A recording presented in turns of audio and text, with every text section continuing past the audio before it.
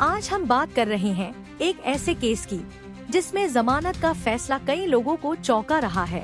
Sonam Raghuvanshi case.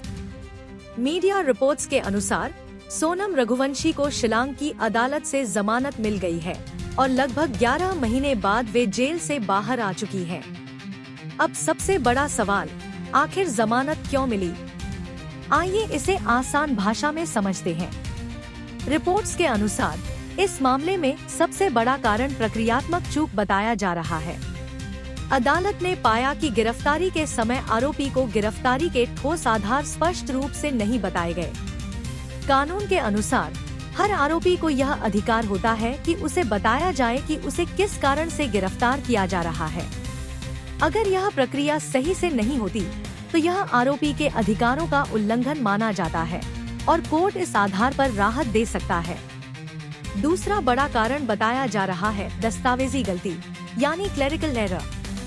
Reports के मुताबिक police दस्तावेजों में गलत धाराओं का उल्लेख किया गया था और सही धारा जैसे BNS 103(1) का स्पष्ट जिक्र नहीं था। ऐसी गलतियां कोर्ट में गंभीर मानी जाती हैं, क्योंकि इससे पूरे केस की वैधता प्रभावित हो सकती है। तीसरा महत्वपूर्ण कारण है लंबी न्यायिक हिरासत। सोनम करीब 10 से 11 महीने तक जेल में थी। सुप्रीम कोर्ट के कई फैसलों के अनुसार अगर ट्रायल लंबा चल रहा हो और आरोपी लंबे समय से जेल में हो तो जमानत पर विचार किया जा सकता है। चौथा कारण माना जा रहा है पैरिटी ग्राउंड यानी समानता का सिद्धांत। रिपोर्ट्स के अनुसार इस केस में कुछ सह-आरोपियों को पहले ही जमानत मिल चुकी थी। ऐसे में कोर्ट समानता के आधार पर मुख्य आरोपी को भी राहत दे सकता है। अब यहाँ एक बहुत महत्वपूर्ण कानूनी बात समझना जरूरी है। जमानत मिलने का मतलब यह नहीं होता कि आरोपी दोषी है या निर्दोष साबित हो गया है। जमानत केवल एक कानूनी राहत है, जबकि ट्रायल अभी जारी है और अंतिम फैसला कोर्ट ही करेगा। अगर इस मामले की पृष्ठभूमि की बात करें तो मीडिया रिपोर्ट्स के अनुसार जून 2025 में मेघालय में हनीमून के दौरान राजा रघुवंशी की मृत्यु हुई थी।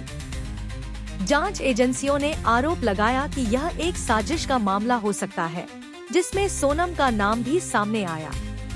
लेकिन यहाँ यह ध्यान रखना बेहद जरूरी है कि ये केवल आरोप है, अंतिम सत्य नहीं।